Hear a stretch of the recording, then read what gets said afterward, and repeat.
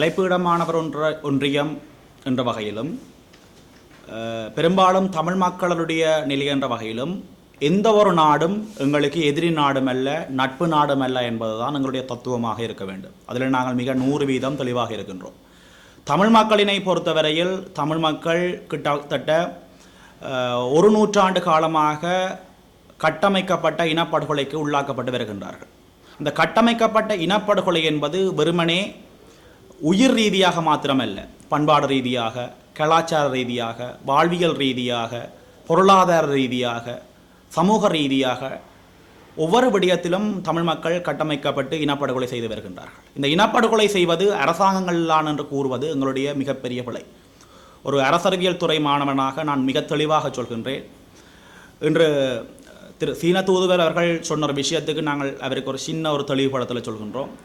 தமிழ் மக்களை பொறுத்தவரையில் காணாமலாக்கப்பட்டவர்களுக்கான தீர்வுகள் இன்று வரை கிடைக்கப்படவில்லை. அரசியல் கைதிகள் இன்று வரை விடுவிக்கப்படவில்லை. தமிழர்களுடைய இனப்படுகொலை இன்று வரை தொடர்ந்து வருகின்றது. தமிழ் மக்கள் அரசியல் ரீதியாக இன்று வரை அடக்குமுறைகளுக்கு உட்படுத்தப்படுகின்றார்கள். அந்த அடக்குமுறைகளுடைய வீரியமும் அந்த அடக்குமுறைகளுடைய வெளிப்படுத்துகைகளும் மாறியிருக்கின்றதை தவிர தமிழ் மக்கள் இன்றும் ஒரு அடக்குமுறைக்கப்பட்ட தேசிய இனமாகத்தான் இருக்கின்றது. இன்று வரை தமிழர்கள் ஒரு தேசிய விடுதலைக்காக போராடி கொண்டிருக்கின்ற இனமாகத்தான் இருக்கின்றது. அண்மையில் நடந்த பாராளுமன்ற தேர்தலினை அடிப்படையாக வைத்துக்கொண்டு தமிழ் மக்களினுடைய அரசியலை தீர்மானிப்பது என்பது எந்த வகையிலும் பொருத்தமில்லாத ஒரு விடயம். ஏனென்றால் வெறுமனே பாராளுமன்ற தேர்தல் மாத்திரம் தமிழ் மக்களினுடைய அரசியல் அல்ல, அதனையும் தாண்டி தமிழ் மக்களினுடைய அரசியல் இருக்கின்றது. ஆகவே எங்களுடைய பல்கலைக்கழக மாணவர் ஒன்றியமும் கடந்த முறை அறிக்கையிலே அதை மிக தெளிவுபடுத்தி இருந்தது. ஆகவே இன்று வரை தமிழ் மக்களுடைய பிரச்சனைகள் தொடர்கின்றது. காணாமலாக்கப்பட்ட விடயம் இன்று வரை எங்களுக்கு பிரச்சனையாக இருக்கின்றது. இதற்கு இதாக இந்த விடயங்கள் யாவும் சர்வதேச குற்றவியல் நீதிமன்றத்திற்கு கொண்டு செல்லப்பட வேண்டும் என்ற விடயத்தில் கலைப்பீட மாணவர் ஒன்றியம் இன்றும் உறுதியாக இருக்கின்றது. அதில் எந்த விதமான மாற்றமும் இல்லை. எங்களை பொறுத்தவரையில் இது நடந்தது ஆள் மாற்றமே தவிர ஆட்சி மாற்றம் இல்லை. காணாமலாக்கப்பட்டவர்களே என்றால் அந்த காணாமலாக்கப்பட்டவர்களை என்ன நடந்ததுன்னு நீங்கள் தெளிவாக முதல் சொல்லணும்.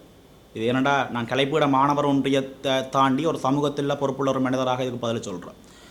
அப்படி காணாமலாக்கப்பட்ட ஆக்களுக்கு எது நடந்திருந்தால் அது சம்பந்தமாக சர்வதேச குற்றவியல் நீதிமன்றத்தில் வழக்கு தொடுக்கப்படலாம்.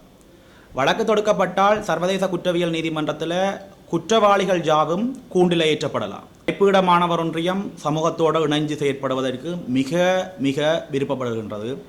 நாங்கள் கலைப்பீட மாணவர் ஒன்றியமாக பொறுப்படுத்ததிலிருந்து சமூகத்துடன் இணைந்து 3 வேலை திட்டங்கள் செய்திருக்கின்றோம். முதலாவது கார்த்திகை பூக்கள் எனப்படுகின்ற மரநடுகை வேலை திட்டம் ஒன்று ஆரம்பித்திருக்கின்றோம். புத்தக ஜாசகன் எனப்படுகின்ற ஒரு வேலை திட்டம் ஆரம்பித்திருக்கின்றோம். நூல்கள் யாவற்றையும் கிராமத்தில் இருக்கின்ற நூலகங்களுக்கு அன்பளிப்பு செய்கின்ற ஒரு திட்டத்தை ஆரம்பிச்சிருக்கிறோம். அதன் அடிப்படையில் 4 கட்டங்களாக அந்த நூல்களை நாங்கள் அன்பளிப்பு செய்திருக்கின்றோம்.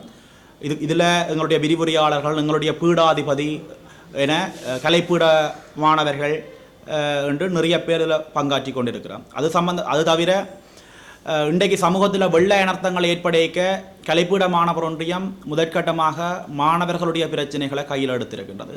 மேலும் இந்த இடரணத்தம் தொடர்புகின்ற பட்சத்தில் நாங்கள் ஒரு சமூகத்தில் பொறுப்புமிக்க மனிதர்களாக நாங்கள் சமூகத்துக்கு தேவையான விடயங்களை எங்களால் இயன்ற விடயங்களை நாங்கள் செய்ய கடமைப்பட்டுக்கிறோம். எங்களால் உறுதி கூறி சொல்ல முடியாது. எங்களோட வலுவுக்கு ஏற்ற மாதிரி எங்களோட வலுவுக்கு என்ன விடயங்கள் எளிமையாக இருக்கின்றதோ அவ்வளவு விடயத்தையும் கலைப்பீட மாணவர் ஒன்றியம் செய்யும். கலைப்பீட மாணவர் ஒன்றியம் என்பது குறிப்பாக கலைப்பீட மாணவர் ஒன்றியம் தாண்டி யாழ்ப்பாண பல்கலைக்கழகம் என்பது தமிழ் பேசும் மக்களுடைய அடிநாதம், இருதயநாதம்.